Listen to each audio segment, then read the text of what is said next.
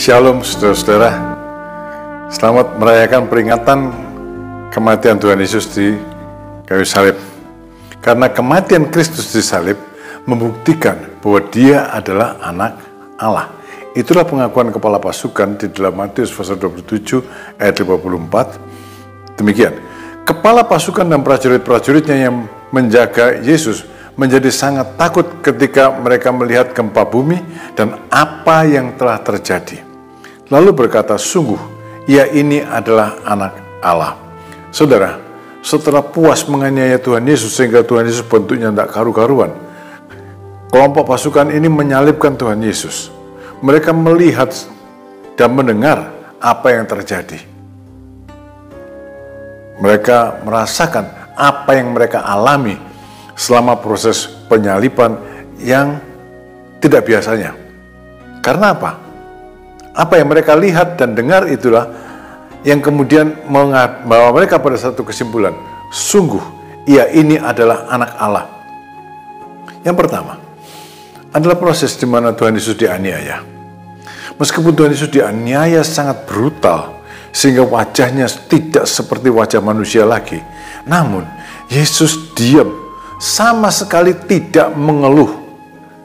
Pasti mereka hanya satu kali menemui kasus yang demikian. Biasanya orang dicambuk, berteriak-teriak, tapi Yesus diam. Yesus diam. Menggenapi nubuat Nabi Yesaya pasal 52 ayat yang ke-14, ya. Seperti banyak orang yang tertegun melihat dia, begitu buruk rupanya, bukan seperti manusia lagi, dan tampaknya bukan seperti anak manusia. Kemudian dalam Yesaya pasal 53 ayat 7, dia dianiaya, tapi dia membiarkan dirinya ditindas dan tidak membuka mulutnya seperti anak domba yang dibawa ke pembantaian. Seperti induk domba yang keluh di depan orang-orang yang menggunting bulunya, ia tidak membuka mulutnya. Rasanya ini tidak pernah terjadi pada orang yang disesah, pada orang yang dianiaya. Kemudian pada waktu Tuhan Yesus disalibkan, mereka yang menyalibkan, kepala pasukan dan prajurit-prajuritnya ini yang menyalibkannya. Mereka mendengar perkataan yang keluar dari mulutnya adalah doa pengampunan, bukan doa kutuk. Ini pun mereka tidak pernah mendengar. Biasanya orang yang disalibkan, kalau tidak berteriak-teriak, ia mengutuk. Tapi Tuhan Yesus memanjatkan doa pengampunan. Dalam Lukas pasal 23 ayat 34, Yesus berkata, ya Bapa, ampunilah mereka, sebab mereka tidak tahu apa yang mereka perbuat. Dan mereka membuang undi untuk membagi pakaiannya. Saudara, Tuhan Yesus mengucapkan doa pengampunan, dan itu menjadi bukti bahwa dia datang, dia disalib bukan untuk mengutuk orang berdosa, tetapi untuk mengampuni orang berdosa. Yang ketiga, disalib, dia mengaruniakan sorga atau kehidupan dan kesejahteraan bagi orang yang datang kepadanya, yaitu satu kepada penjahat yang disalib bersama-sama dengan dia.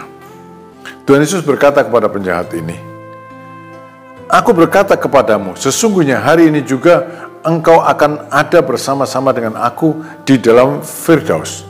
Perkataan Tuhan Yesus ini menyatakan bahwa Yesus disalib untuk mengaruniakan surga, untuk mengaruniakan keselamatan, untuk mengaruniakan kehidupan kepada semua orang yang mau menerimanya. Dan itu langsung terbukti di saat itu. Dan bersama-sama dengan keselamatan tentunya kesejahteraan. Ketika Yesus melihat ibunya dan muridnya yang dikasihinya di sampingnya, berkatalah ia kepada ibunya, ibu, ini anakmu. Kemudian katanya kepada muridnya, inilah ibumu. Dan sejak saat itu, murid itu menerima dia di dalam rumahnya. Saudara, Tuhan Yesus tidak membiarkan siapapun yang menjadi miliknya, yang datang kepadanya untuk hidup tidak sejahtera. Bahkan disalib pun, dia masih mengusahakan kesejahteraan dari ibunya. Dan sampai hari ini juga, dia mengusahakan kesejahteraan bagi kita semuanya. Itu sebabnya dikatakan, jangan kamu khawatir tentang hal apapun juga. Tapi ucapkanlah, sampaikanlah segala kekhawatiranmu kepada Tuhan dalam doa dan ucapan syukur. Maka Damai sejahtera Allah yang melampaui sekalian akal akan mengawali hati dan kehidupanmu. Dia datang untuk mengaruniakan damai sejahtera. Dia disalib untuk mengaruniakan damai sejahtera. Selanjutnya, kepala pasukan dan prajurit-prajuritnya melihat tanda-tanda alam yang menyertai kematiannya. Matius 27 ayat 45, 50 dan 52. Mulai dari jam 12 kegelapan meliputi seluruh daerah itu sampai jam 3. Kemudian Yesus berseru pula dengan suara nyaring lalu menyerahkan nyawanya. Dan lihatlah, tabir bait suci terbelah dua dari atas sampai ke bawah, dan terjadilah gempa bumi, dan bukit-bukit batu terbelah, dan kuburan-kuburan terbuka, dan banyak orang kudus yang telah meninggal bangkit. Saudara, mereka melihat kenyataan ini, dan mereka gentar. Belum pernah terjadi sebelumnya. Orang yang disalib dalam kematiannya menyebabkan alam bereaksi begitu keras. Saudara, dan mereka mengaku, sungguh orang ini adalah anak Allah. Kalau prajurit Romawi yang hatinya sekeras batu sekalipun, setelah mendengar dan melihat semua proses yang terjadi di salib hari itu, mereka mengaku bahwa Yesus yang mati di salib adalah anak Allah. Saudara, pertanyaannya adalah apakah kita yang mengaku Kristen benar-benar mengakui bahwa Yesus yang mati di salib adalah anak Allah, Mesias, Juru Selamat?